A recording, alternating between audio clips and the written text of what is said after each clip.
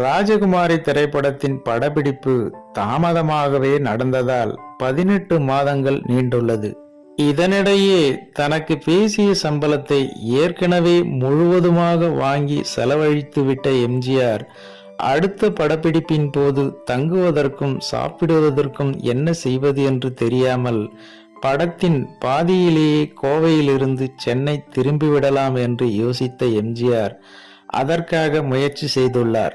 அப்போது எம்ஜிஆரை சந்தித்த அந்த படத்தின் நடன இயக்குனர் குமார் என்பவர், உங்களை கதாநாயகனாக வைத்து படம் எடுக்க யாரும் தயாராக இல்லை, ஆனால் ஜூபிட்டர் பிக்சர்ஸ் சோமு உங்களை கதாநாயகனாக மாற்ற வேண்டும் என்று நினைக்கிறார்.